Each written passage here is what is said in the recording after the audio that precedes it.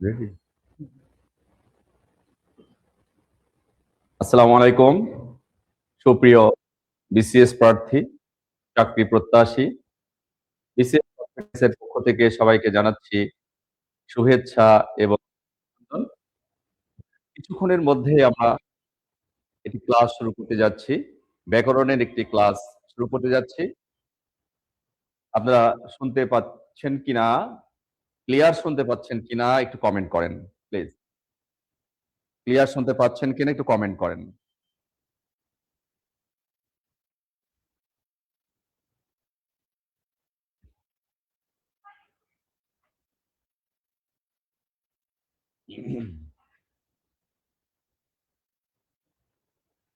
Marker, marker, marker. এটা চলবে না?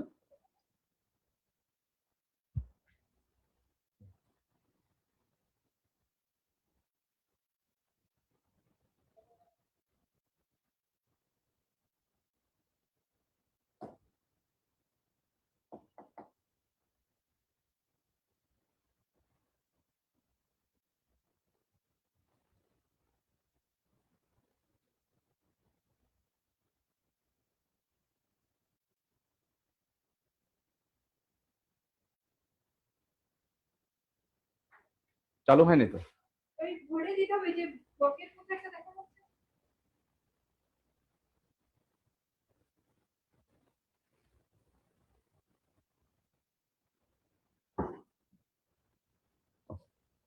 এর আগে কি শুরু হয়েছিল?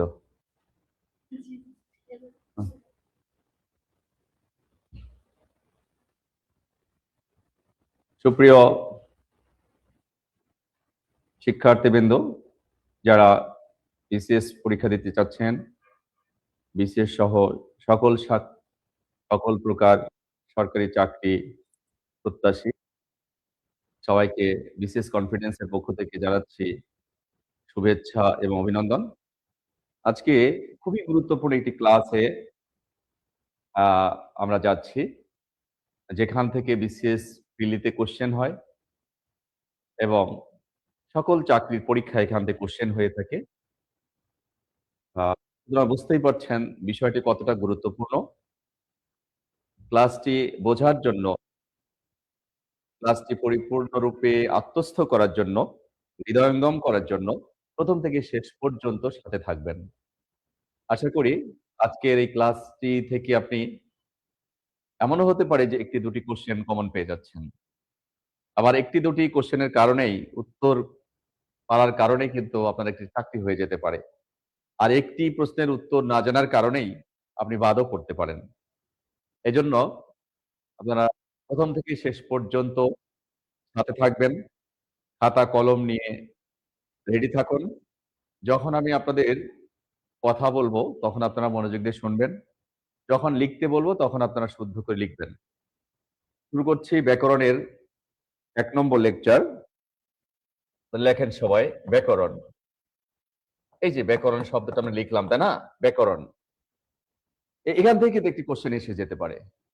এই ব্যাকরণ, ব্যাকরণ শব্দের অর্থ কি? ব্যাকরণ শব্দের অর্থ হচ্ছে বিশেষভাবে, বিশেষভাবে বিশ্লেষণ। বিশেষভাবে বিশ্লেষণ। ব্যাকরণ শব্দের অর্থ হচ্ছে বিশেষভাবে বিশ্লেষণ। ব্যাকরণ শব্দটি বিশ্লেষণ করলে আমরা পাই কি? বি আ ক্রি যোগ অন। বিশ্লেষণ করলে আমরা পাই বি আ ক্রি অন। ব্যাকরণের এই যে ব্যাকরণ শব্দটি এসেছে কোথা থেকে? ব্যাকরণ শব্দটি কোথা থেকে এসেছে? ব্যাকরণ শব্দটি তৎসম শব্দ বা সংস্কৃত শব্দ, সংস্কৃত শব্দ। ব্যাকরণের নিয়মটাও কিন্তু এসেছে সংস্কৃত ভাষা থেকে। তো এই ব্যাকরণের প্রধান আলোচ্য বিষয় দেখেন, ব্যাকরণের প্রধান আলোচ্য বিষয়, ব্যাকরণের প্রধান আলোচ্য বিষয়, ব্যাকরণের প্রধান আলোচ্য বিষয় হচ্ছে ৪টি। ব্যাকরণের প্রধান আলোচ্য বিষয় ৪টি। ১, ২, ৩, ৪। লেখেন সবাই।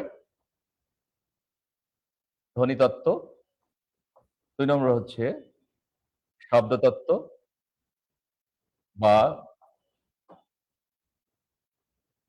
রূপতত্ত্ব, ৩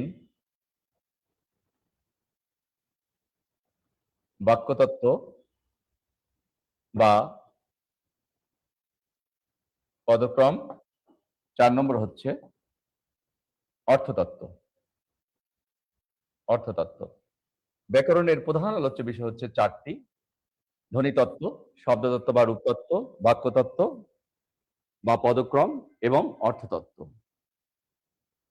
ব্যাকরণ থেকে যদি প্রশ্ন হয়, যেকোনো চাকরির পরীক্ষায় যখন প্রশ্ন করবেন, যিনি প্রশ্ন করবেন তিনি হয় ধ্বনিতত্ত্ব থেকে করবেন, না হলে শব্দতত্ত্ব বা রূপতত্ত্ব থেকে করবেন, নাহলে বাক্যতত্ত্ব, পদক্রম। অর্থাৎ এখান থেকে পুরো ব্যাকরণটাই কিন্তু ধ্বনিতত্ত্ব, শব্দতত্ত্ব বা রূপতত্ত্ব, বাক্যতত্ত্ব বা পদক্রম এবং অর্থতত্ত্ব। ধ্বনিতত্ত্বকে ইংরেজিতে বলা হয় ফোনোলজি, শব্দতত্ত্বকে ইংরেজিতে বলা হয় মরফোলজি, বাক্যতত্ত্ব বা পদক্রমকে ইংরেজিতে বলা হয় সিনট্যাক্স, অর্থতত্ত্বকে ইংরেজিতে বলা হয় সেমেন্টিক্স। অর্থাৎ ফোনোলজি, মরফোলজি, সিনট্যাক্স অ্যান্ড সেমেন্টিক্স। এই হচ্ছে ব্যাকরণের প্রধান আলোচ্য বিষয়। ব্যাকরণের অপ্রধান আলোচ্য বিষয় কি? সেটাও জানা দরকার। অপ্রধান আলোচ্য বিষয়। অপ্রধান, অপ্রধান, অপ্রধান আলোচ্য বিষয়।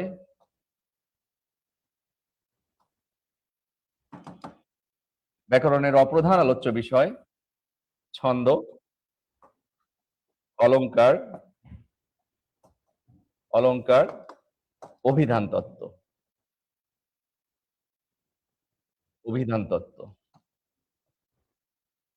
ব্যাকরণের অপ্রধান আলোচ্য বিষয় ছন্দ, অলংকার, অভিধান তত্ত্ব। আমি আশা করি আজকের এই ক্লাস থেকে আপনারা হিউজ তথ্য পাবেন এবং ব্যাকরণের একটা ক্লাস তো, ব্যাকরণ কিন্তু ওয়ান কাইন্ড অফ সায়েন্টিফিক। এটা এক ধরনের, এটাকে আমরা বলতে পারি কি, এখন কিন্তু ভাষা তত্ত্ব বলা হয় না, ভাষা বিজ্ঞান। ব্যাকরণ পুরোটাই সায়েন্টিফিক। এটা সবই কিন্তু যৌক্তিক। ব্যাকরণের, ব্যাকরণ পড়ানোর নির্দিষ্ট শব্দ, নির্দিষ্ট ভাব, নির্দিষ্ট ভাষা এবং সুনির্দিষ্ট যে তথ্য, সেগুলো সবই কিন্তু আ বৈজ্ঞানিক, সায়েন্টিফিক। এজন্য আমি যতগুলো তথ্য আপনাদেরকে দেব সবগুলো কিন্তু গুরুত্বপূর্ণ। এই যে এতক্ষণে আমি যে কথাগুলো বলেছি, এখান থেকে প্রশ্ন হয়ে যেতে পারে যে ব্যাকরণের প্রধান অপ্রধান আলোচ্য বিষয় কোনটি? লেখা থাকলো ধ্বনিতত্ত্ব, শব্দতত্ত্ব, তত্ত্ব, দিয়ে দিল ছন্দ। তাহলে অপ্রধান আলোচ্য বিষয় ছন্দ। আবার ব্যাকরণের প্রধান আলোচ্য বিষয় কোনটি? এই ৩ টে একটা দিল, আরেকটাতে অপশন দিয়ে দিল পদক্রম। ঠিক আছে? এভাবে এখান থেকে প্রশ্ন হতে পারে। এনিওয়ে, আমরা ১ম এই ব্যাকরণের ধ্বনিতত্ত্বের ৩ টি বিষয় নিয়ে আমরা আলোচনা করব। ৩ টি বিষয় নিয়ে। সেটা হচ্ছে ধ্বনি, বর্ণ এবং অক্ষর। ধ্বনি, বর্ণ এবং অক্ষর। ধ্বনি, বর্ণ এবং অক্ষর সম্পর্কে অধিকাংশ শিক্ষার্থীর পরিষ্কার ধারণা নেই। যারা বিসিএস পরীক্ষা দিবে বা অন্যান্য চাকরির পরীক্ষা দিবে, আমি যেখানেই ঢাকা সহ যেখানে ক্লাস নিতে যাচ্ছি, সেখানে দেখা যাচ্ছে যে অক্ষর সম্পর্কে কারো কিন্তু পরিষ্কার ধারণা নেই। ডেফিনিশনটা সঠিকভাবে দিতে পারছে না। কোথাও, কোথাও যদি বলি ধ্বনি, বর্ণ, ধ্বনি কি বলে ক, খ, গ, ঘ, ঙ। বর্ণ কি চ, ছ, বর্গীয় জ, ঝ, ঞ। তাহলে অক্ষর কি ট, ঠ, ড, ঢ, ম, ঢ। খুব সহজ। ঠিক আছে? আসলে আ বিষয়টি এমন নয়। যা ধ্বনি তা বর্ণ না। যা বর্ণ তা ধ্বনি নয়। আবার যা অক্ষর তা বর্ণ বা ধ্বনি নয়। এর সম্পূর্ণ ভিন্নতা। ধ্বনি একরকম, বর্ণ আরেক জিনিস এবং অক্ষর আরেক জিনিস। ধ্বনি কি? এই যে আমি মার্কার দিয়ে বোর্ডে একটা টোকা দিলাম। এটা শব্দ হলো। This is sound. একে আমরা ধ্বনি বলতে পারি। কিন্তু ব্যাকরণের ভাষায় কিন্তু ধ্বনি নয়। তাহলে ব্যাকরণের ভাষায় ধ্বনি কি? আপনারা জিজ্ঞেস করতে পারেন, স্যার ব্যাকরণের ভাষায় ধ্বনি কি? ব্যাকরণের ভাষায় যদি ধ্বনি আপনি সংজ্ঞা দেন যে বাকযন্ত্রের সাহায্যে যা উচ্চারণ করা হয় তাই ধ্বনি। নো, বাকযন্ত্রের সাহায্যে যা উচ্চারণ করা হয় তাই ধ্বনি তা বললে হবে না। মানুষ কথা এখানে মেনশন করতে হবে। মানুষ বাকযন্ত্রের সাহায্যে যে আওয়াজ করে তাকে বলে হচ্ছে ধ্বনি। লিখে নেন সবাই। যারা আপনারা লাইভে আছেন লিখে নেন। অত্যন্ত গুরুত্বপূর্ণ ক্লাস। এই ক্লাসটি আপনি ১ম থেকে শেষ পর্যন্ত যদি করেন, আমি আলহামদুলিল্লাহ বলে একটা কথা বলি যে আপনাকে যে কেউ আর এই ধ্বনিতত্ত্ব পড়াতে পারবে না। করে এসে পড়াতে হবে। এবং আজকের ক্লাস থেকে ৫টা অবজেক্টিভ আপনি নিজে তৈরি করতে পারবেন। যদি টানা ১ ঘন্টা আপনি ক্লাস করেন। এজন্য ক্লাস থেকে কোনভাবেই আপনারা যাবেন না। ১ম থেকে শেষ পর্যন্ত আ ক্লাসটি আপনারা মনোযোগ সহকারে করবেন। এবং আমি রিকোয়েস্ট করব আপনারা দেশ এবং দেশের বাইরে থেকে যারা আমার ক্লাসটি এই মুহূর্তে করছেন, তারা খাতা কলম নিয়ে খাতা কলম নিয়ে আপনারা বসেন এবং সিরিয়াসলি ক্লাসটি করেন। তাহলে ধ্বনি আমি বলছিলাম, যে ধ্বনি যদি বলি বাকযন্ত্রের সাহায্যে যা উচ্চারণ করা হয় তাই ধ্বনি না, তা হবে না। ডেফিনিশনটা হবে হবে কি? সঠিক ডেফিনিশন হচ্ছে মানুষ তার বাকযন্ত্রের সাহায্যে যে আওয়াজ করে তাকে ধ্বনি বলে। কেন মানুষ কথাটি বললাম? তাহলে কুকুরের ঘেউ, ঘেউ শব্দ এটা কি? এটাও তো বাকযন্ত্রের সাহায্যে আছে। কুকুরের তো বাকযন্ত্র আছে। তাহলে সেটি ধ্বনি নয়। পাখির কিচিরমিচির ডাক সেটিও ধ্বনি নয়। গাড়ির টুংটাং শব্দ আসছে বাইরে থেকে এটিও কি নয়? ধ্বনি নয়। ব্যাকরণের ভাষায় ধ্বনি নয়। হতে পারে সেটা সাউন্ড, হতে পারে সেটা ধ্বনি বলতে পারেন। কিন্তু ব্যাকরণের ভাষায় ধ্বনি হতে হলে মানুষের বাকযন্ত্রের সাহায্য করতে হবে। এই বাকযন্ত্র কি? বাকযন্ত্র। এই যে দেখেন, দেখেন সবাই বাকযন্ত্র, বাকযন্ত্র। এই বিশ্লেষণ করলে কি পাই? আমরা বিশ্লেষণ করলে এটা পাই হচ্ছে বাক যোগ যন্ত্র, বাকযন্ত্র। বাক শব্দের অর্থ কি বলেন তো? বাক শব্দের অর্থ হলো কথা। তাহলে বাকযন্ত্র মানে কি? কথা বলার যন্ত্র। লিখে নেন। খাতার মধ্যে সুন্দর করে লিখে নেন। এই বাকযন্ত্র মানে হচ্ছে কথা বলার যন্ত্র। এই কথা বলার যন্ত্র আমাদের মধ্যে যন্ত্র আছে। মানুষ যে কথা বলে তার মধ্যে একটা যন্ত্র আছে। সেই যন্ত্রে আমরা যে কথা বলি, সেই কথা বলার যন্ত্র স্টার্টিং পয়েন্ট কোথায়? স্টার্টিং পয়েন্ট এই যে দেখেন। ১ নম্বর হচ্ছে ফুসফুস। ফুসফুস, ২ টা ফুসফুস, ফুসফুস। এবার এই যে লেখেন গলনালী, গলনালী, গলনালী। স্টার্টিং মানে ফুসফুসের পরেই হচ্ছে যদি ফুসফুস আমাদের না থাকে তাহলে কিন্তু আমরা কথা বলতে পারবো না। ফুসফুসে কোনো সমস্যা থাকলে কথা বলতে পারবো না। কত সায়েন্টিফিক বিষয় দেখেন। একদম আমাদেরকে সবাই লক্ষ্য করেন বলো এই যে আমি বললাম না বাকযন্ত্র, বাকযন্ত্রের স্টার্টিং পয়েন্ট হচ্ছে এই যে এখানে ফুসফুস আছে। এখান থেকে এই পর্যন্ত নাকের ডগা পর্যন্ত। এর উপরে নাই কিন্তু। ফুসফুস থেকে নাকের ডগা পর্যন্ত এর মধ্যে বাকযন্ত্র আছে সেগুলো কি? ফুসফুস গলনালী। এবার জিহ্বা, বর্গীয় জ রস্যই হ বয়কারের শুদ্ধ উচ্চারণ জিহ্বা বলবেন। আলজিহ্বা, আলজিহ্বা, আলজিহ্বা। ঠিক আছে? আলজিহ্বা,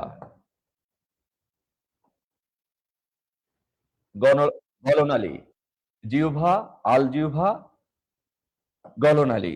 শক্ত তালু, শক্ত তালু আছে উপরে, শক্ত তালু। আর কি আছে? নরম তালু, নরম তালু। শক্ত তালু, নরম তালু। এবার এই যে লেখেন দন্ত, দন্ত সব বাকযন্ত্র দন্ত, দন্ত লেখেন। দন্ত। এবার হচ্ছে চোয়াল, চোয়াল।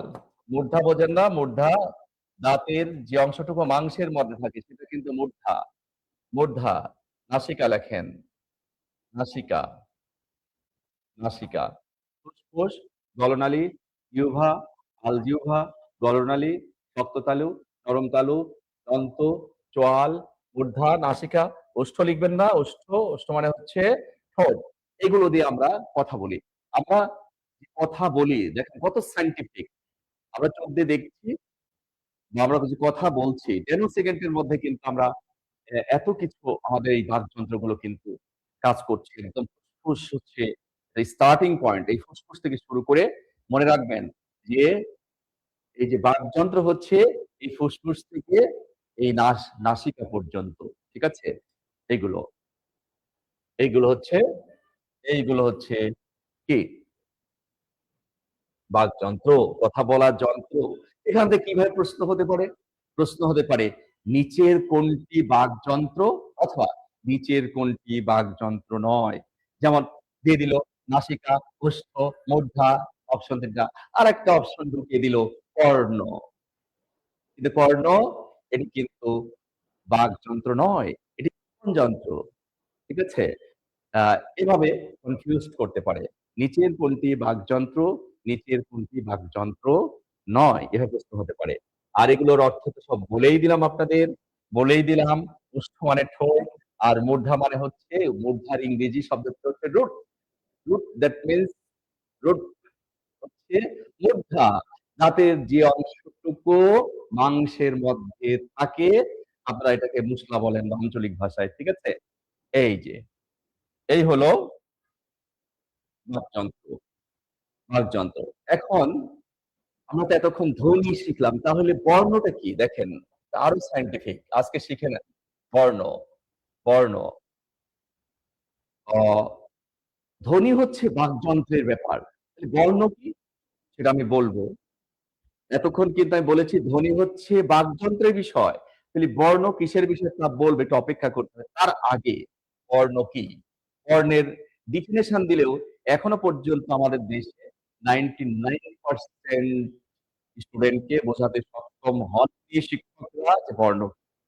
বর্ণের প্রথম কথা হচ্ছে দৃষ্টিশক্তির সাথে সম্পর্কিত। যার দৃষ্টি আছে তার বর্ণ আছে।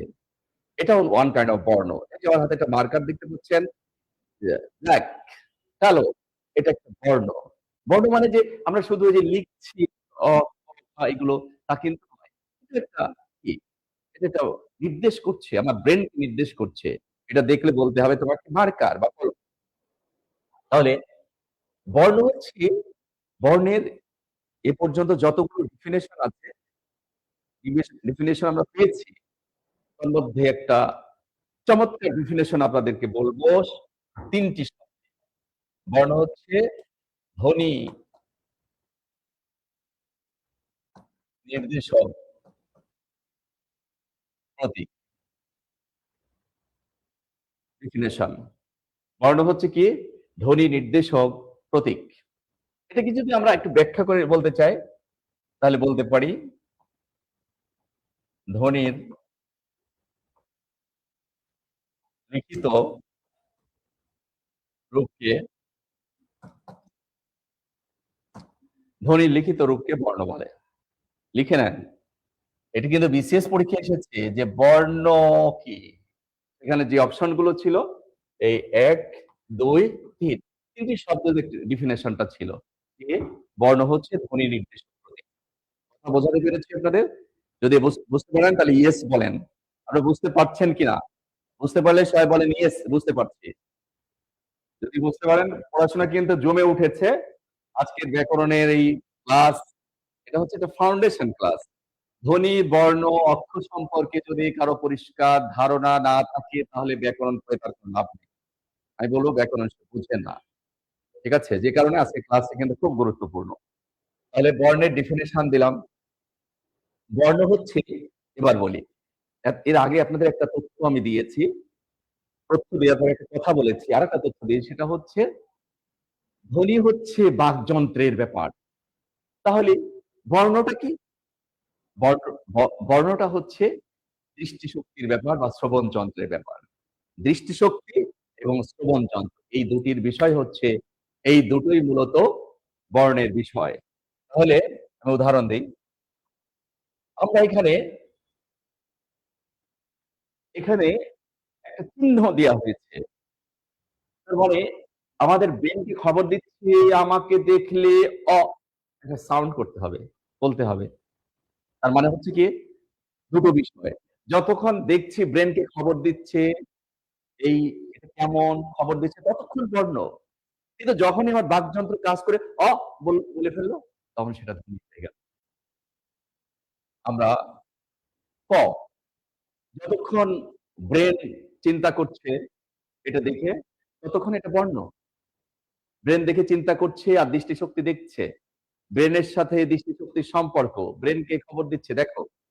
যতক্ষণ পর্যন্ত আমরা দেখছি, ততক্ষণ পর্যন্ত এটা বর্ণ। যখনই বলে ফেললাম ক, তাহলে তখনই ধ্বনি হয়ে গেল। বুঝবেন কিন্তু কথাটা। এবার খ লিখলাম। ওই একই কথা। আমাদেরকে যে যদি ১ম এ শেখানো হতো, এইটাকে দেখলে ক বলতে হবে আর একটা দেখলে খ বলতে হবে, তাহলে কিন্তু তাই আমরা করতাম। তাই না? আবার দেখেন, শুধু বাংলা নয়, পৃথিবীর ভাষার ক্ষেত্রে এই কথা প্রযোজ্য। পৃথিবীর যত ভাষা আছে, যতক্ষণ চোখ দেখতে পাচ্ছে, ব্রেইনকে খবর দিচ্ছে, চুপ করে দেখছি, ততক্ষণ এটা বর্ণ। এ এরা ধ্বনি হয়ে গেল। বা বি ধ্বনি হয়ে গেল। ঠিক আছে? আবার আমরা আবিতে একটা বর্ণ লিখলাম। যতক্ষণ ব্রেইন খবর দিচ্ছে, আমরা দেখতে পাচ্ছি, চোখ ব্রেইনকে খবর দিচ্ছে। চোখ কিন্তু ব্রেইনকে খবর দেয়। চোখ কিন্তু আগে, তারপর ব্রেইন। আগে ব্রেইন, তারপর কিন্তু চোখ নয়। আমি যদি চোখ বন্ধ করি তাহলে ব্রেইনকে খবর দিতে পারব না। কারণ এটা আমি দেখি নাই। তাহলে বলেন আগে চোখ না আগে ব্রেইন? আগে কিন্তু চোখ, আগে দৃষ্টিশক্তি, তারপরে ব্রেইন কাজ করে। আমি ১ম এই বলেছি ব্যাকরণের ক্লাস কিন্তু 99% নয়। 100% এটা একটা সায়েন্টিফিক একটা কথা। ঠিক আছে? এটা এটা one kind of science. Gym. যখন আমরা উচ্চারণ করছি জিম, তখন এটা হয়ে গেল হচ্ছে ধরি। সিনটা কেমন হয়ে গেল? সিনটা একটু সুন্দর করে লিখি। Sin, sin. যতক্ষণ দেখতে পাচ্ছি ব্রেন কে যতক্ষণ দৃষ্টিশক্তি খবর দিচ্ছে ততক্ষণ বর্ণ। বললাম সিন, তাহলে এটা হয়ে গেল ধ্বনি। বুঝেন কিন্তু। এই হচ্ছে এই ধ্বনি আর বর্ণের মধ্যে পার্থক্য না জানার কারণে আজকে ব্যাকরণ নিয়ে মারামারি করছে, গন্ডগোল করছে। নাসিক্য ধ্বনি ৫ টি না ৩ টি নিয়ে মারামারি করছে। সহজ উত্তর আছে কিন্তু। তো উনারা অনেক বেশি জানে। আমি বলছি না উনারা ব্যাকরণ জানেন না। আমি বলছি না উনারা ব্যাকরণ বোঝেন না। কিন্তু স্টুডেন্টের কাছে কিন্তু সমাধানটা দিতে পারছেন না। আজকে নাসিক্য ধ্বনি ৩ টি না ৫ টি তা নিয়ে মারামারি করছে। নাকি ৬ টি হবে নাকি ৭ টি হবে? ৫ টি যদি বলি তারও যুক্তি আছে। ৭ টি যদি বলি তার যুক্তি আছে, এক ভাবে বলতে হবে। ৩ টি যদি বলি তারও যুক্তি আছে। ৩ টাই রাইট। ৩ ভাবে বলতে পারবো আমরা। এবং প্রশ্নের উপরে নির্ভর করছে সেটা ৩ টা হবে, না ৭ টি হবে, না ৫ টি হবে, না ৩ টি হবে। সেটা প্রশ্নের উপর ডিপেন্ড করছে। এনিওয়ে, আমি সামনের দিকে আগাবো। আমি ধ্বনি আর বর্ণ নিয়ে কথা বলছিলাম এতক্ষণ। যদি এখনই আপনাদের বলি, অক্ষর কাকে বলে বলেন তো? আমি জানি আজকে আমার সঙ্গে লাইভে যারা ক্লাসে আছেন, কেউ উত্তর দিতে পারবেন কিনা আমি জানি না। তবে আমি ১৮ বছরে কয়েক লক্ষ স্টুডেন্টকে পড়িয়েছি। এখনো পর্যন্ত কেউ অক্ষর সম্পর্কে পরিষ্কার ধারণা দিতে পারেনি। হ্যাঁ, যাদের আমি শিখিয়েছি তারা পারবে। তারা আরেকজনকে শিখাতে পারবে। দণ্ড প্রতাপের সাথে শিখাতে পারবে। এনিওয়ে,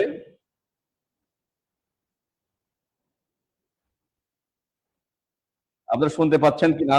একটু কমেন্ট করেন শুনতে পাচ্ছেন কিনা?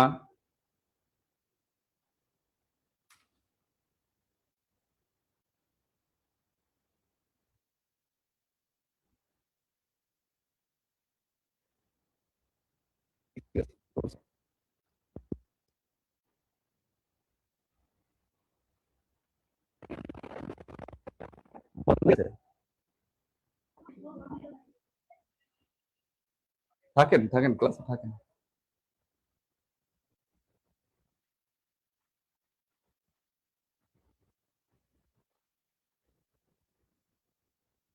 সরি। এবার আমরা অক্ষর সম্পর্কে ধারণা নেব। এই যে অক্ষর, তাই না? অক্ষর। অক্ষর কি? বর্ণই কি অক্ষর? ধ্বনি কি অক্ষর? নো। অক্ষরের সবচেয়ে ভালো ডেফিনিশনটা আজকে লিখে নেন এবং এটার এই ডেফিনিশন থেকে যদি একটি শব্দ বাদ দেন তাহলে ওই ডেফিনিশনটা শুদ্ধ হবে না। লেখেন, স্বল্পতম প্রয়াসে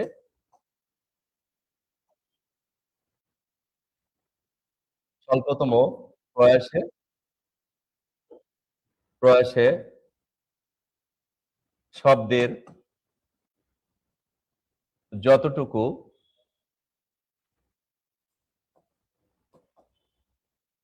অংশ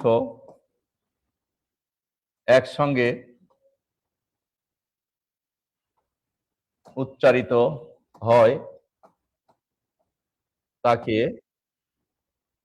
অক্ষর বলে। স্বল্পতম প্রয়াসে শব্দের যতটুকু অংশ একসঙ্গে উচ্চারিত হয় তাকে অক্ষর বলে। লিখে রাখবেন। এই অক্ষর হচ্ছে ২ প্রকার।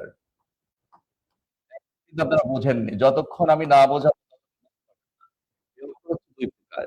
১ নম্বরে লিখবেন হচ্ছে মুক্তাক্ষর। মুক্তাক্ষর, ২ হচ্ছে বদ্ধাক্ষর। এই যে মুক্তাক্ষর, বদ্ধাক্ষর। মুক্তাক্ষরের ডেফিনিশনটা কি লিখবেন? যে অক্ষর উচ্চারণে কোনো বাধা পায় না, সহজ। আর বদ্ধাক্ষরের ডেফিনিশনটা কি লিখবেন? যে অক্ষর উচ্চারণে বাধা পায়। আর এই যে একটা চিহ্ন দিলাম না? এই চিহ্নটা মুক্তাক্ষরের জন্য ব্যবহার করা হয়। এই যে একটা চিহ্ন দিলাম না? এটা বদ্ধাক্ষরের জন্য ব্যবহার করা হয়। ঠিক আছে? তাহলে আমরা অক্ষর কাকে বলে তা জানলাম। এরপর মুক্তাক্ষর ২ প্রকার, মুক্তাক্ষর, বদ্ধাক্ষর কাকে বলে তাও জানলাম। চিহ্নটাও শিখলাম। এখন বাস্তবে আমরা যাব। বাস্তবে আমরা যাব। যেমন আপনাদের আগে একটা ক্যালকুলেশন দিই। এটা হচ্ছে ৫। আপনাকে যদি বলি ২৫ কে ৫ দিয়ে ভাগ দেন তো। তাহলে কি আপনি ৩ বার দিবেন? না ৪ বার দিবেন? না ৫ বার দিবেন না ৬ বার? অবশ্যই ৪ বার দিলে আরেকবার দিতে হবে। অর্থাৎ একটি সংখ্যাকে যখন আমরা ভাগ করি, তখন সর্বোচ্চ কত ভাগে ভাগ করা যায়? এটাই তো আমরা করি। একটি শব্দের ক্ষেত্রেও কিন্তু তাই। যদি বলি সোমবার, সোমবার আপনি বলতে পারেন স, ম, ব, র ৪ টি অক্ষর আছে। কেউ বলতে পারবে বলতে পারে আবার যে দন্ত স, ম, ব, র এই ৪ টা। আবার আকার আছে, ওকার আছে ৬ টা। আসলে অক্ষর নির্ণয় করার ক্ষেত্রে উচ্চারণটা প্রধান। আমরা সোমবারকে কয়বার উচ্চারণ করি? সোমবার। ২ বার উচ্চারণ করছি। সুতরাং এখানে ২ টি অক্ষর আছে। সোমবার। এখন যদি বলেন যে স্যার এখানে ৪ টি না, হবে না। আমরা কি বলি ১২? তা তো বলি না। আমরা বলি সোমবার ২ টি অক্ষর আছে। হরতাল। এখানে কয়টি হরতাল। কয়টি অক্ষর আছে? ২ টি অক্ষর আছে। আমরা কি বলি সমবার, হরতাল? তা বলছি না। তাহলে সোমবার, হরতাল। এখানে ৪ টি অক্ষর আছে। বিশেষ পরীক্ষায় আসছে বন্ধনে কয়টি অক্ষর আছে? বন্ধন। বন্ধনে কয়টি অক্ষর আছে? বন্ধন। ২ টি অক্ষর আছে। কিন্তু আমরা ২ বার উচ্চারণ করছি। তাহলে একটি ধ্বনি আরেকটি ধ্বনির উপর যে যখন বাধা দেয়, তখন সেটা বদ্ধাক্ষর হয়। যেমন রাজশাহীর মধ্যে কয়টি অক্ষর আছে? আমরা একটু দেখি। রাজশাহী, রাজশাহীর মধ্যে কয়টি অক্ষর আছে? রাজ, সা, হি ৩ টা অক্ষর আছে। ১ম টা বদ্ধাক্ষর। কেন? র বর্গীয় জ এর উপরে যে ধাক্কা দিচ্ছি। রাজ, সা, হি বাধা নেই। তার মানে এখানে মোট ৩ টি অক্ষর আছে। ১ম টা বদ্ধাক্ষর, পরের দুটি হচ্ছে মুক্তাক্ষর। তাহলে বিশ্ববিদ্যালয়ের মধ্যে কয়টি অক্ষর আছে? বিশ্ব বিশ্ববিদ্যালয় বিশ্ববিদ্যালয়ের মধ্যে কয়টা অক্ষর আছে? বিশ, শো, বিদ, দা, লয়। ২০ বাধা পাচ্ছে এজন্য বদ্ধাক্ষর। এজন্য এই যে চিহ্নটা ব্যবহার করেছি। বিশ, শো, বিদ, দা, লয়। কয়টি অক্ষর আছে? ৫ টি অক্ষর আছে এখানে। অক্ষরের মধ্যে কয়টি অক্ষর আছে? অক্ষর। অক্ষরের মধ্যে ২ টি অক্ষর আছে। মুক্তাক্ষরের মধ্যে কয়টি অক্ষর আছে? মুক্তাক্ষর ৩ টা অক্ষর আছে। বদ্ধাক্ষর স্বল, প, প, ম, ক্র, আ, সে শব্দের জ, ও, টু, পু অংশ একসঙ্গে উচ্চারিত হয় তাকে অক্ষর বলে। তাই না? তাহলে এভাবে আমরা অক্ষর নির্ণয় করব। নিশ্চয়ই আপনারা বুঝতে পেরেছেন অক্ষর কাকে বলে। আমি আরো ২ একটা উদাহরণ দিই। যেমন খুলনা, খুলনা, বরিশাল, ব খুলনা, বরিশাল, ময়মনসিংহ, ময়মনসিংহ, কুমিল্লা, কুমিল্লা, নীলক্ষেত, খুলনা, বরিশাল, ময়মনসিংহ, কুমিল্লা, নীলক্ষেত। ঠিক আছে? এইভাবে আপনারা অক্ষর নির্ণয় করবেন। তাহলে বুঝতে পেরেছেন? একটি শব্দ কিন্তু একটি অক্ষর হতে পারে। যেমন নাক, তাই না? তো নয়কার ক নাক। নাকে কয়টি অক্ষর আছে? একটি। একবার উচ্চারণ আমরা করছি। দাঁত। এখানে কয়টি অক্ষর আছে? ২ টি অক্ষর আছে। এই ১ টি অক্ষর আছে। দাঁত। মুখ। এখানে কয়টি অক্ষর আছে? মুখ। মুখ। এখানে একটি অক্ষর আছে। মুখ। কিন্তু যদি বলি গলা তাহলে এই ২ টি অক্ষর লা। চার মধ্যে কয়টি অক্ষর আছে? ১ টি অক্ষর আছে। চালের মধ্যে কয়টি অক্ষর আছে? ১ টি অক্ষর আছে। ডালের মধ্যে কয়টি অক্ষর আছে? ১ টি অক্ষর। ভয়কার ল। ভালো। ভালোর মধ্যে কয়টি অক্ষর আছে? ভালো। ঠিক আছে? এইভাবে অক্ষর নির্ণয় করতে হবে। নিশ্চয়ই আমরা বোঝাতে পেরেছি। আপনারা বুঝতে পেরেছেন ধ্বনি, বর্ণ আর অক্ষরের মধ্যে তফাৎটা কোথায়? ঠিক আছে? এবার আমরা প্রবেশ করব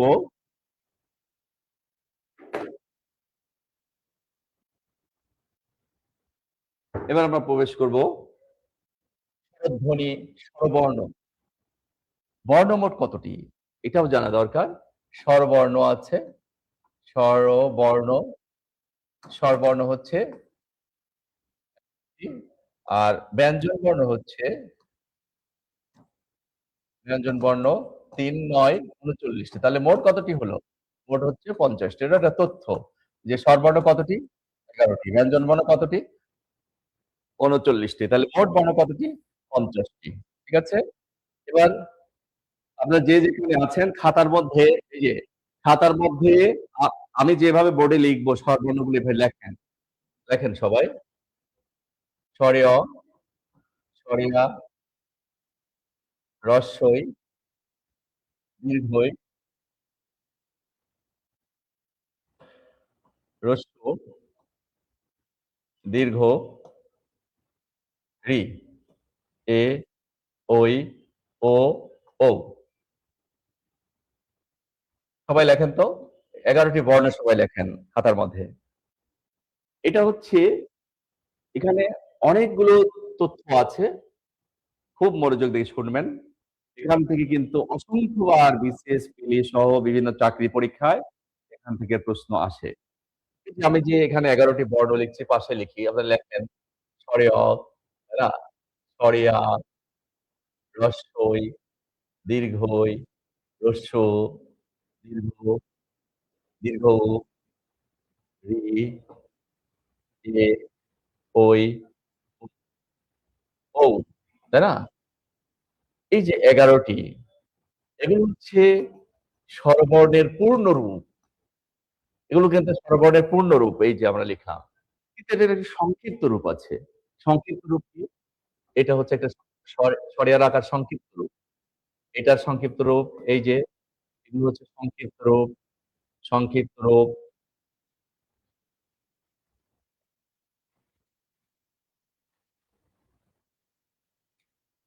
এগুলো হচ্ছে সংক্ষিপ্ত রূপ। এই স্বরবর্ণের যে সংক্ষিপ্ত রূপ কয়টি? ২, ৩, ৪, ৫, ৬, ৭, ৮, ৯, ১০। ঠিক আছে? এই যে ১০ টি। এই ১০ টির নাম হচ্ছে কার। তাহলে স্বরবর্ণের সংক্ষিপ্ত রূপকে বলা হয় কার? কোন বর্ণের কার নেই? স্বরে আর কার নেই। এই যে কার নেই। তাহলে স্বরবর্ণের পূর্ণরূপ কয়টি? স্বরবর্ণের পূর্ণরূপ হচ্ছে ১১ টি। এই যে ১১ টি লিখে দিলাম। ১১ টি। আর সংক্ষিপ্ত রূপ কয়টি? সংক্ষিপ্ত রূপ হচ্ছে ১০ টি। এটা হচ্ছে এগুলোকে বলা হয় স্বরবর্ণের সংক্ষিপ্ত রূপকে বলা হয় কার? ব্যঞ্জন বর্ণের সংক্ষিপ্ত রূপকে বলা হয় ফলা। কোন বর্ণের কার নেই? স্বরে আর কার নেই। এখন আসেন এই যে যে বর্ণগুলো লিখেছি, এখানে একটা মাত্রার ব্যাপার আছে। মাত্রা। মাত্রা মানে কি? মাত্রা মানে কি বলেন তো? মাত্রা মানে হচ্ছে পরিমাণ। মাত্রা মানে হচ্ছে পরিমাণ এবং মানে ডোজ আরকি পরিমাণ। সেই পরিমাণ পূর্ণ হতে পারে, পরিমাণ না থাকতে পারে, মাত্রা না থাকতে পারে, মাত্রা অর্ধেক থাকতে পারে। যদি মাত্রা পুরোটাই থাকে তাহলে সেটাকে বলা হয় পূর্ণ মাত্রা বলে। পূর্ণমাত্রা বলে। আর যদি মাত্রা অর্ধেক থাকে তাহলে সেটিকে অর্ধমাত্রা বলে। আর যদি মাত্রা নাই থাকে তাহলে সেটিকে বলা হচ্ছে মাত্রাবিহীন, মাত্রাবিহীন। কোথায় মাত্রা নাই? এই যে নিচে যে ৪ টি বর্ণ আছে এ, ঐ, ও, ঔ এই ৪ টি হচ্ছে মাত্রাবিহীন, মাত্রা নাই। আর অর্ধমাত্রা এই যে ঋ অর্ধমাত্রা। এক আর পূর্ণমাত্রা, এই যে পূর্ণমাত্রা এগুলো হচ্ছে সবই পূর্ণমাত্রা বর্ণ। উপরে ৪ টি আর এখানে ২ টি। কয়টি হলো? ৬ টি হলো। ৬ টি। তাহলে স্বরবর্ণে পূর্ণমাত্রা হচ্ছে ৬ টি, অর্ধমাত্রা হচ্ছে ১ টি, আর মাত্রাবিহীন হচ্ছে ৪ টি। আবার ব্যঞ্জন বর্ণে যখন আমরা যাব তখন আপনাদের পুঙ্খানুপুঙ্খ রূপে দেখব, নারী নক্ষত্র বের করে। ঠিক আছে? এবার আসেন, এখন এই যে ১১ টি বর্ণ আমরা এখানে লিখেছি, এখান থেকে একটা প্রশ্ন হয় এবং আপনারা মুখস্থ করেন। হয়তো অনেকেই জানেনও এখানে, কেউ জানতে পারেন, নাও পারেন যে মৌলিক স্বরধ্বনি কয়টি? মৌলিক স্বরধ্বনি ৭ টি। এর মধ্যে আবার ২ টো ভাগ আছে। লিখিত মৌলিক স্বরধ্বনি, অলিখিত মৌলিক স্বরধ্বনি। কিন্তু কোনগুলো লিখিত আর কোনগুলো অলিখিত সেটা কিন্তু আমরা অনেকেই জানি না। এবং অলিখিত মৌলিক স্বরধ্বনি কেন হলো সেটা আমরা জানি না। সবচেয়ে গুরুত্বপূর্ণ বিষয় হচ্ছে আমাদের দেশে 99% স্টুডেন্টই জানে না। 100% ও বলা যায় আরকি। হাজারে ২-৪ জন জানে কিনা সন্দেহ। মৌলিক স্বরধ্বনি আমরা ৭ টি বলতে পারলেও, লিখতে পারলেও মৌলিক স্বরধ্বনি খুঁজে বের করা, মৌলিক স্বরধ্বনি ফাইন্ড আউট করার যে পদ্ধতি, এই পদ্ধতিটা আমরা জানি না। এই পদ্ধতি জানলেই কিন্তু বোঝা যাবে যে মৌলিক স্বরধ্বনি কি। মৌলিক স্বরধ্বনির ক্ষেত্রে ১ম এই আমরা এখানে আমরা প্রবেশ করব। এখানে ২ টি বর্ণ আছে। আমরা এটাকে বলি কি সাধারণভাবে আমাদের জাতীয় পর্যায়ে আমরা বলি হ্রস্ব ই, দীর্ঘ ই।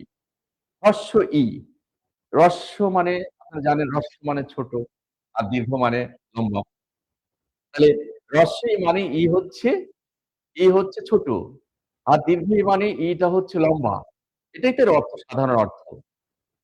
কিন্তু মজার ব্যাপার হচ্ছে হ্রস্ব ইকার, দীর্ঘ ইকার বাংলা ভাষায় বানানে পার্থক্য সৃষ্টি করে, উচ্চারণে পার্থক্য সৃষ্টি করে না। যেমন আমরা নদী বানানটি যদি নদী, এই যে নদী বানান, নদী লিখলাম। নদী বানানটি যদি আমরা হ্রস্ব ইকার দিয়ে লিখি তাহলে হবে? অশুদ্ধ হবে। নদী বানানটি আমাদের দীর্ঘ ইকার দিয়ে লিখতে হবে, নদী, তৎসম শব্দ। তাই দীর্ঘ ই মানে হচ্ছে টা দীর্ঘ। তাই বলে কি আমরা দীর্ঘ উচ্চারণ করি? আমরা কি বলি যে নদী, আমরা কি বলি নারী, আমরা কি দীর্ঘ উচ্চারণ করছি? করছি না। নদী, নারী আরো অসংখ্য শব্দ আছে। দীর্ঘ ই, যে দীর্ঘ ইকার যেখানে থাকে সেখানে কি আমরা দীর্ঘ উচ্চারণ করি? আমরা আমরা করছি না। তার মানে হচ্ছে হ্রস্ব ইকার, দীর্ঘ ইকার বানানে পার্থক্য সৃষ্টি করে কিন্তু উচ্চারণে পার্থক্য সৃষ্টি করে না। আবার আরেকটা কথা বলি, দেখেন এই যে এখানে আমি একটা শব্দ লিখি শিশির, তাই না? শিশির তো আপনারা জানেন শিশির মানে কি? শিশির। আমরা কি হ্রস্ব ইকার থাকার কারণে আমরা খুব দ্রুত বলার চেষ্টা করি শিশির? তা বলছি।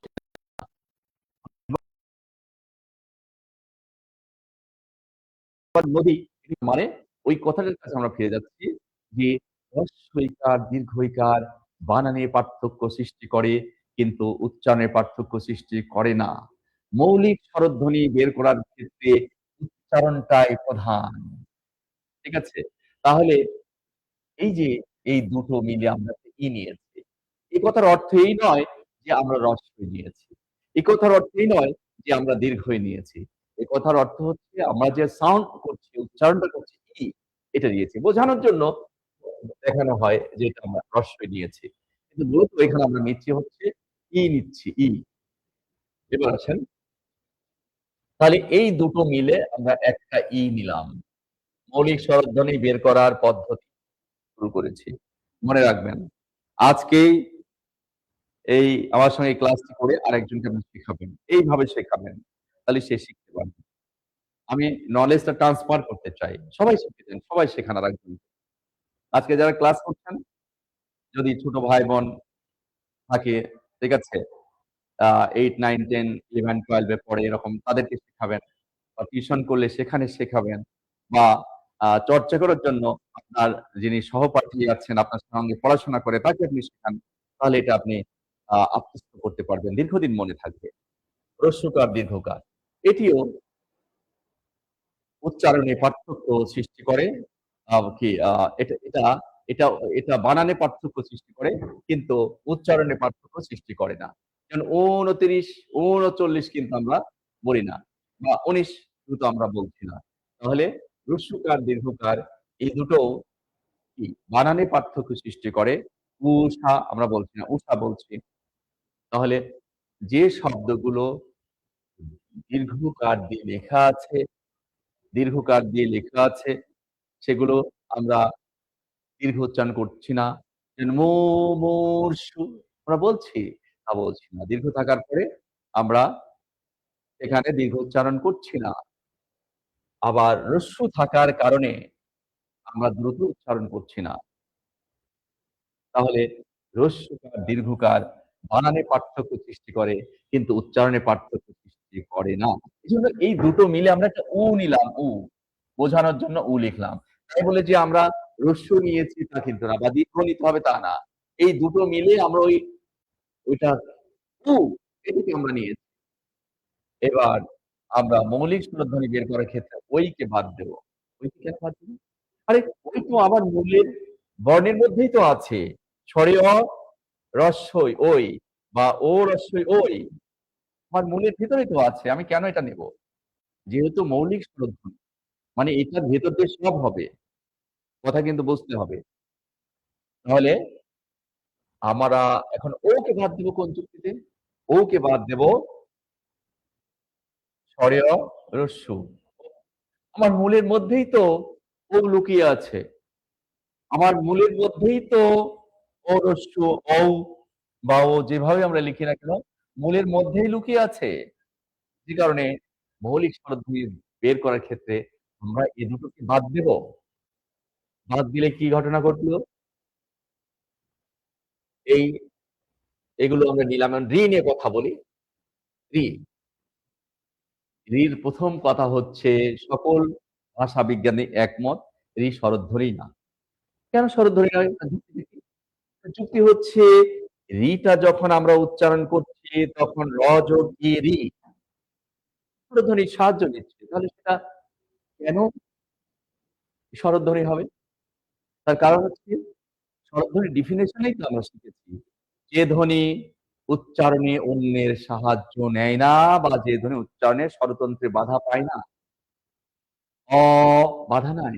অন্যের সাহায্যও নিচ্ছে না। দুটোর সাথে মিলে গেল ডেফিনিশনে। যে কারণে এগুলো স্বরধ্বনি। কিন্তু যখন বলছি ই, এটা ব্যঞ্জনের সাথে আসছে, যেমন ক যোগে ক, খ, গ, ঘ বাধাও পাচ্ছে, আবার স্বরধ্বনির সাহায্য নিচ্ছে। আবার এখানেও রি ওরকম সাহায্য নিচ্ছে। যে কারণে এটি স্বরধ্বনি না। ক্যানসেল করে দিলাম। এখন আপনারা বললেন কেন? আরে এটা স্বরধ্বনি নয়, স্বরবর্ণ নয়। তাহলে এখানে কেন? এর মধ্যে কেন রাখা হলো? এটা তো বড়ই বিভ্রান্তি। হ্যাঁ, বড়ই বিভ্রান্তি। তার কারণ এটা ব্যঞ্জন বর্ণ। তাহলে এখানে রাখা হয়েছে কেন? এটা প্রচলিত হয়ে আসছে। প্রচলিত, প্রচলিত, প্রচলিত অনেক কিছুই তো প্রচলিত হয়ে আসছে। ঠিক আছে? আজান দিলে মাথায় কাপড় দেয়। এটাও প্রচলিত হয়ে আসছে। মাথায় কাপড় দিতে হয়। সেটা ধর্মীয় কোনো গ্রন্থে লেখা নাই। এটা প্রচলিত হয়ে আসছে। এটাও ওরকম প্রচলিত হয়ে আসছে। করে ফেলতে পারেনি। আচ্ছা, তাহলে এর প্রয়োজনীয়তা নাই। এই স্বরধ্বনি নয়। তাহলে একে ফেলে দেয়া হচ্ছে না কেন? একে ফেলে দিতে হলে সারা বাংলাদেশের শিক্ষার্থীদেরকে, শিক্ষার্থীদেরকে যা বোঝানো দরকার এটা বোঝাতে পারবেন। সময় লাগবে। এখন রিকে যদি ফেলে দিই তাহলে কোন ক্ষতি আছে? না। বলবেন যে, "স্যার তাহলে মেয়ের নাম আমরা ঋণ কিভাবে লিখবো? ঋতু কিভাবে লিখবো?" রয় রস্যই তয় রস্য ঋতু লিখে দিবেন। মেয়ের নাম ঋতু, রয় রস্যই তয় রস্য ঋতু লিখবেন। সমস্যা নাই তো। ঋণ বানানটা ঋ মূর্ধন্য ঋণ, রঙিন। আপনি লিখবেন ঋণ, রয় রস্যই মূর্ধন্য ঋণ। ঠিক আছে? ঋণ। কোন সমস্যা নাই। তাহলে ঋকে আমরা বাদ দিলাম। ঋকে বাদ দিলে আমাদের কয়টি থাকছে? এই যে ১, ২ এই দুটো মিলে একটি ৩ টি, এই দুটো মিলে একটি ৪ টি, আর এই একটি ৫ টি, আর এই একটি ৬ টি। অথচ মৌলিক স্বরধ্বনি ৭ টি। আরেকটি কোথায়? মৌলিক স্বরধ্বনি ৭ টি। তাহলে আরেকটি কোথায় গেল? আরেকটি হচ্ছে ৬ টি পেলাম। আরেকটি হচ্ছে অলিখিত মৌলিক স্বরধ্বনি। অলিখিত মৌলিক স্বরধ্বনি। কি অলিখিত মৌলিক স্বরধ্বনি। অলিখিত মৌলিক স্বরধ্বনিটা কি? কেন নিতে হয়? অলিখিত মৌলিক স্বরধ্বনি যেটা লেখা নাই। কিন্তু কেন? নেব কেন?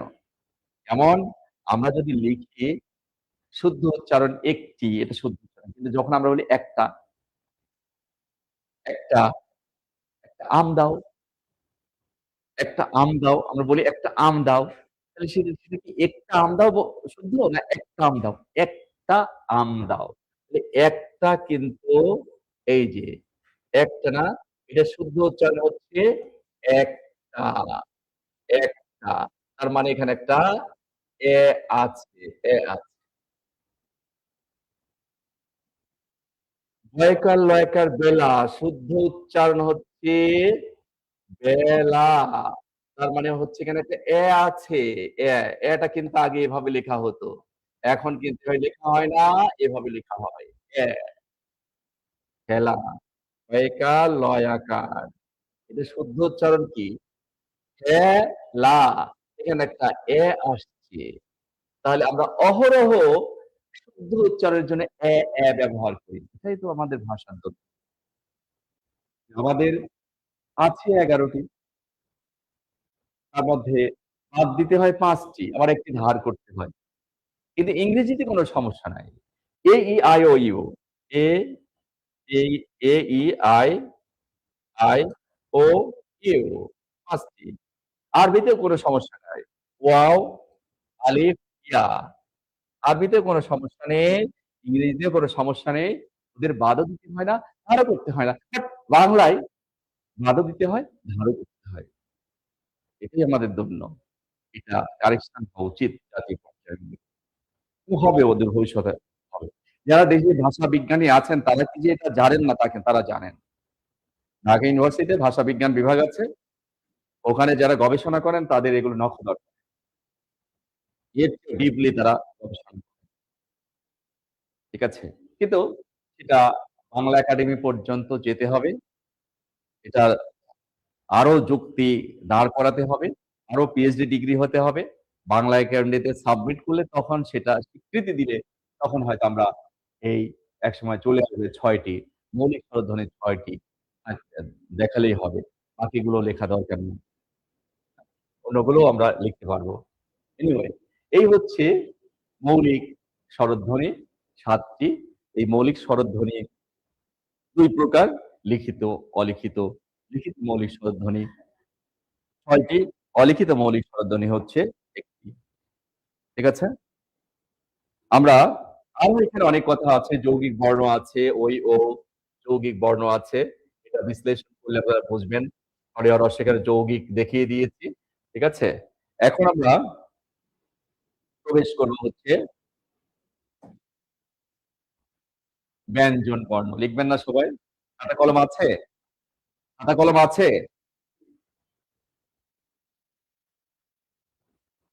হ্যাঁ।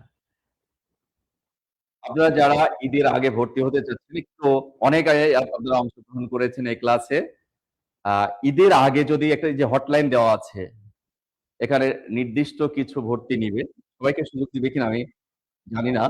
তবে ঈদের আগে একটা বিশেষ ছাড়ে কিন্তু ভর্তি চলছে। ফাউন্ডেশন কোর্সে সব রকম কোর্সেই ভর্তি চলছে। যদি আপনি শুধু প্রিলির জন্য ভর্তি হতে পারেন, শুধু রিটেন এর জন্য আ ব রিটেন কোর্স করতে পারেন অথবা প্রিলি, রিটেন, ভাইবা মিলিয়ে ফাউন্ডেশন কোর্সে ভর্তি হতে পারেন।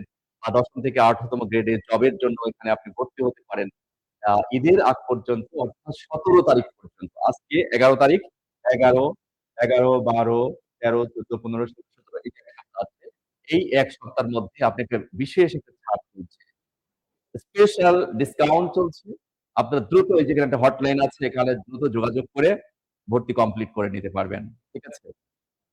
যদি আপনি ফার্মগেট এরিয়ায় থাকেন তাহলে এখানে কোচিং করতে পারবেন বা মিরপুরে করতে পারবেন। আরো আমাদের যেখানে শাখা আছে সেখানে আপনি করতে পারবেন। ঠিক আছে? যারা মিরপুর অঞ্চলে থাকেন ওখানে করতে পারবেন। ফার্মগেট করতে পারবেন। প্রায় সব জায়গাতেই সারা বাংলাদেশে শাখা রয়েছে। সেসব জায়গায় আপনারা ভর্তি কমপ্লিট করতে পারবেন। আর এই যে সুবাস্তু টাওয়ার ফার্মগেট থেকে কথা বলছি। এখানে head office, corporate office, head office এখান থেকে এখানে যদি আপনি ভর্তি হতে চান তাহলে তো এখানে চলে আসবেন সুবাস্তু টাওয়ার, মা ফার্মেসির উপরে দোতলায় এখানে এসে আ আসতে পারবেন। আর নম্বর তো আছেই এখানে কথা বলতে। ঠিক আছে? ক্লাস শেষে সবাই কথা বলেন। নম্বরটা রেখে লিখে রাখেন। ক্লাস শেষ হওয়ার সঙ্গে, সঙ্গে আপনারা ফোন করবেন। ঠিক আছে? ওকে। ক্লাস কিন্তু আমি কন্টিনিউ করছি। ক্লাস থেকে বেরিয়ে গেলেই কিন্তু এই ক্লাসের আ আ আপনার যে আউটপুটটা সেটা কিন্তু আপনি আর পাবেন না। ঠিক আছে? এখন সবাই লেখেন। ব্যঞ্জন বর্ণগুলো লেখেন। অন্তত ১ ঘন্টা তো আমি এই ক্লাসটি কন্টিনিউ করব। কতক্ষণ গিয়েছে জানি না। লেখেন। ব্যঞ্জন বর্ণগুলো খাতার মধ্যে লেখেন। ক, খ, গ, ঘ, ঙ, চ, ছ, বর্গীয় জ, ঝ, ঞ, ট, ঠ, ড, ঢ, মূর্ধন্য ণ, ত, থ, দ, ধ, দন্তন্য ন, প, ফ, ব, ভ, ম, অন্তঃস্থ জ, র, ল, তালব্য শ, মূর্ধন্য ষ, দন্তস্ব হ, রবিন্দ্র র, বিন্দু র, অন্তঃস্থ খণ্ডত্ব অনুস্বার বিসর্গ চন্দ্রবিন্দু। ঠিক আছে?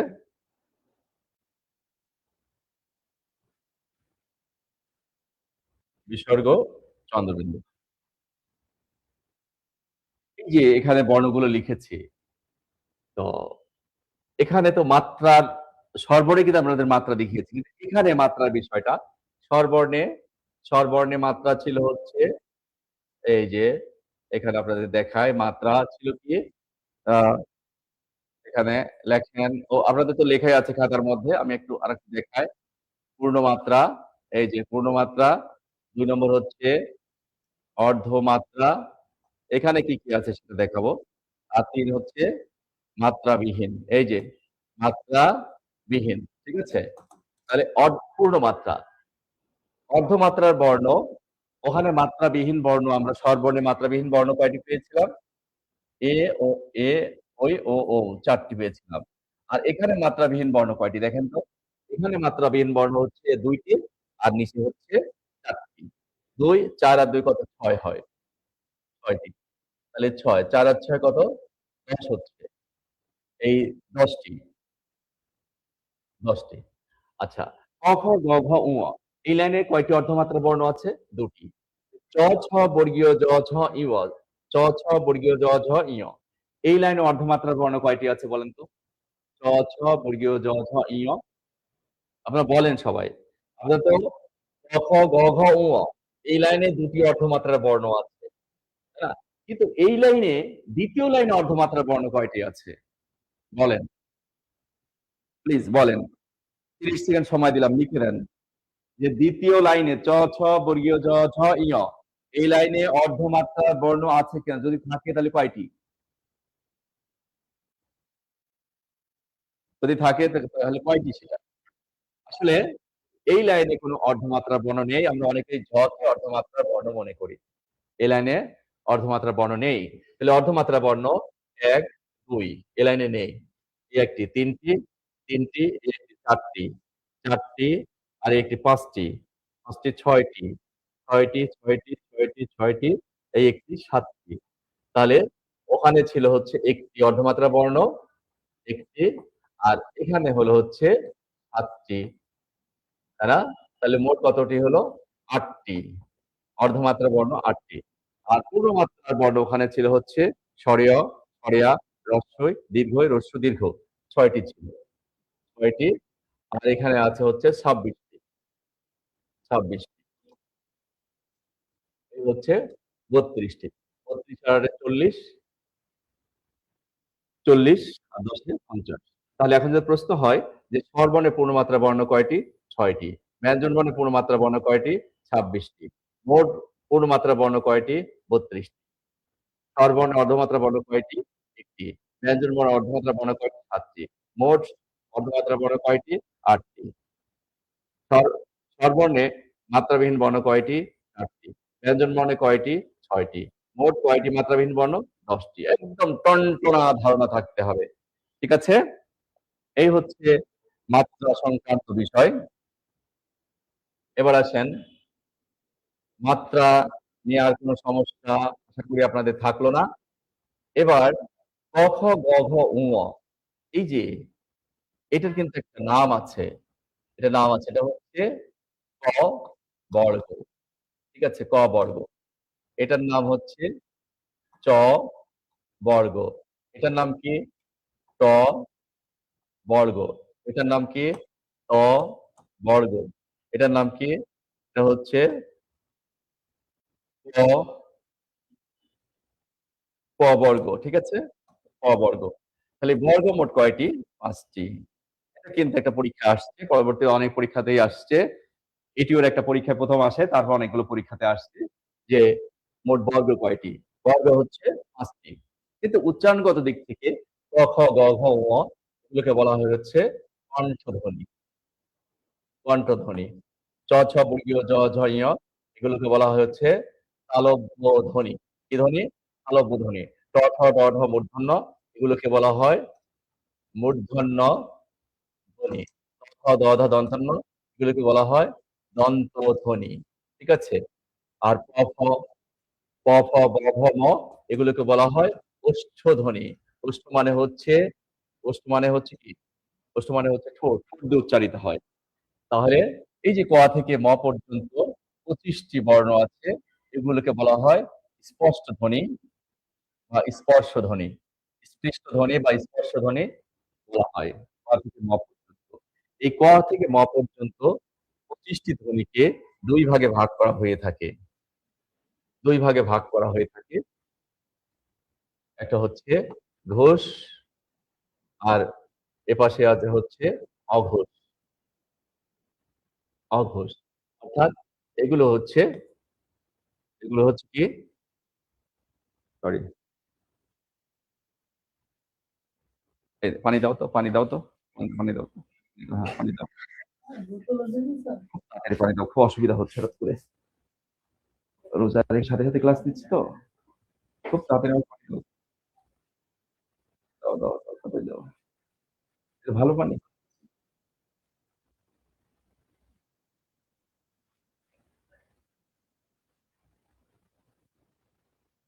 আখের রস পাওয়া যায়? এখানে? আচ্ছা।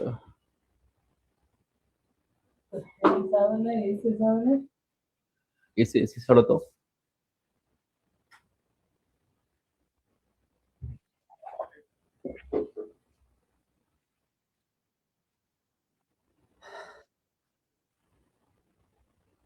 আখের রস নাই?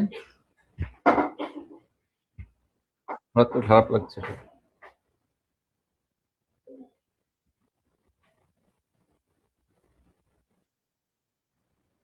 সরি।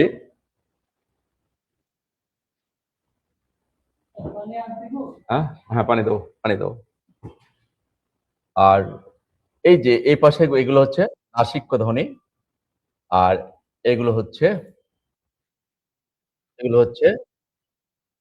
ঘোষ ধ্বনি। যে ধ্বনি উচ্চারণের সময় স্বরতন্ত্র অনুরণিত হয় সেগুলো ঘোষ। আর অনুরণিত না হলে সেগুলো হচ্ছে অঘোষ। আর এই যে ধ্বনি উচ্চারণের সময় বাতাসের আধিক্য বেশি থাকে তাকে বলা হয় হচ্ছে তাকে বলা হয় অল্প প্রাণ। আর বাতাসের আধিক্য কম থাকলে সেটি হয় হচ্ছে অল্প প্রাণ। বাতাসের আধিক্য যদি কম থাকে, যে ধ্বনি উচ্চারণের সময় বাতাসের আধিক্য কম থাকে তাকে স্বল্প প্রাণ বা অল্প প্রাণ ধ্বনি বলে। আর যে ধ্বনি উচ্চারণের সময় বাতাসের আধিক্য বেশি থাকে তাকে মহাপ্রাণ ধ্বনি বলে। যেমন এই লাইনটার নাম হলো আমরা ১, এই লাইন ২, এটা হচ্ছে ৩, এটা হচ্ছে ৪। ১ আর ৩ এইগুলো হচ্ছে বিজোড় সংখ্যা। এগুলো হচ্ছে অল্প প্রাণ। আর ২ আর হচ্ছে ৪। এই যে ২ আর ৪ এগুলো হচ্ছে মহাপ্রাণ। খ, ছ, ঠ, থ, ফ, ঘ, ঝ, ড, ঢ, ভ এগুলো হচ্ছে মহাপ্রাণ। আর অল্প প্রাণ হচ্ছে ক, চ, ট, ত, প, ক, জ, ড, দ, ব। এগুলো কি? এগুলো হচ্ছে অল্প প্রাণ। ঠিক আছে? আর নাসিক্য বর্ণ যদি আমরা বলি, তাহলে ৫ টি বলবো আমরা সাধারণভাবে। নাসিক্য বর্ণ ৫ টি। কিন্তু ধ্বনি যদি বলি, তাহলে এই দুটো মিলে হচ্ছে ১ টি, এই দুটো মিলে ১ টি, আর এই ১ টি ৩ টি। তার কারণ এটা সেম জায়গা থেকে উচ্চারিত হয়। এই দুটো সেম জায়গা থেকে উচ্চারিত হয়। এটি একটু ভিন্ন জায়গা থেকে উচ্চারিত হয়। এই দুটি সেম জায়গা থেকে উচ্চারিত হয়। ঠিক আছে? একই জায়গা থেকে উচ্চারিত হয়। আবার এই দুটি যে জায়গা থেকে উচ্চারিত হয়, এই দুটি সে জায়গা থেকে উচ্চারিত হয় না। তবে এ দুটি একই জায়গা থেকে উচ্চারিত হয়। একই জায়গা থেকে উচ্চারিত হলেও এ দুটি যেখান থেকে উচ্চারিত হচ্ছে, এটি সেখান থেকে উচ্চারিত হচ্ছে না। আবার এটি যেখান থেকে উচ্চারিত হচ্ছে, এ দুটি সেখান থেকে উচ্চারিত হচ্ছে না। যেমন যখন আমরা উচ্চারণ করছি, তখন এটা নাসিক্য ধ্বনি, নাক দিয়ে বাতাস বেরিয়ে যাচ্ছে, বাট এটা ঠোঁটের সাহায্য নেয়। আর মূর্ধন্য দন্তন্য, মূর্ধন্য দন্তন্য এটা জিহ্বা দন্তে স্পর্শ করে আ বা মূর্ধায় স্পর্শ করে, দন্তন্য মূর্ধায় স্পর্শ করে উচ্চারিত হয়। যে কারণে এই দুটো এক আর এই দুটো এক। এইভাবে আমরা যদি বলি ওই নাসিক্য ধ্বনি কয়টি? তাহলে ৩ টি হবে। ঠিক আছে? নাসিক্য ধ্বনি ৩ টি হবে আর নাসিক্য বর্ণ হবে ৫ টি। আজকের এই ক্লাসটিটি বা আচ্ছা। আজকের এই ক্লাসটির টাইম ছিল ১ ঘন্টা। আ এখানে ক্লাস শেষ করছি। আপনাদের আবারও বলছি, আপনারা যারা আ ভর্তি হতে চান, আ এই ঈদের আগে, ঈদ উপলক্ষে, ঈদুল ফিতর উপলক্ষে একটা বিশাল ছাড় রয়েছে। আ স্পেশাল একটা ছাড় রয়েছে।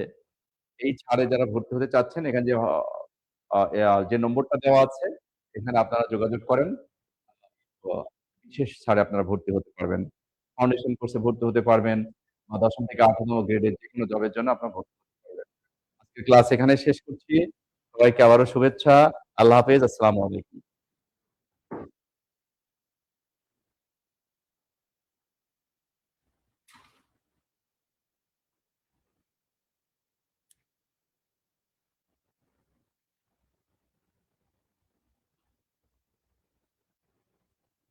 হঠাৎ করে আমার খুব খারাপ লাগছিল।